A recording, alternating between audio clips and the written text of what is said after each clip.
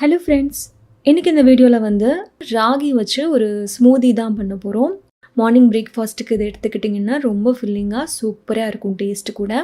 So அதுக்காக நான் இன்றைக்கி முளைக்கட்டின ராகி மாவு ஒரு 2 டேபிள் ஸ்பூன் அளவுக்கு எடுத்துருக்கிறேன்.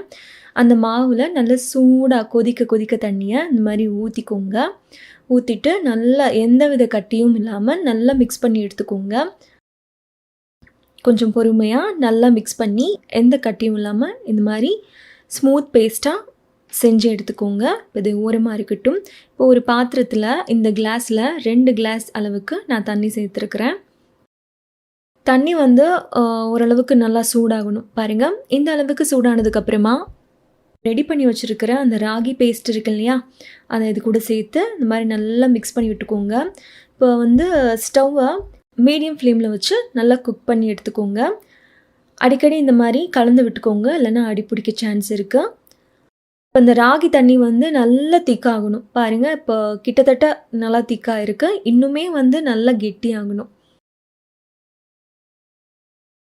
பாருங்கள், இந்த அளவுக்கு நல்லா கெட்டியானதுக்கப்புறமா நம்ம ஸ்டவ் ஆஃப் பண்ணிவிட்டு இதை வந்து ஒரு பவுலுக்கு நம்ம ட்ரான்ஸ்ஃபர் பண்ணி நல்லா ஆற விட்டுருங்க.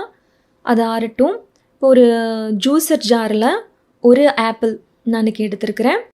ஆப்பிள் நல்லா வாஷ் பண்ணிவிட்டு ஸ்கின் பீல் பண்ணிவிட்டு இந்த மாதிரி கட் பண்ணி சேர்த்துக்கோங்க. இது கூடவே ஒரு 5 பாதாம் சேர்த்துக்கோங்க. அப்புறம் நம்ம ரெடி பண்ணி வச்சுருக்க அந்த ராகி பேஸ்ட் இருக்கு இல்லையா, அது கம்ப்ளீட்டாக ஆறணும். ஆறினதுக்கப்புறம் தான் அதெல்லாம் பண்ணணும். அதையும் சேர்த்துக்கலாம்.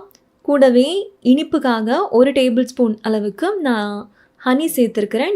நீங்கள் 2 டேட்ஸ் கூட சேர்த்துக்கலாம்.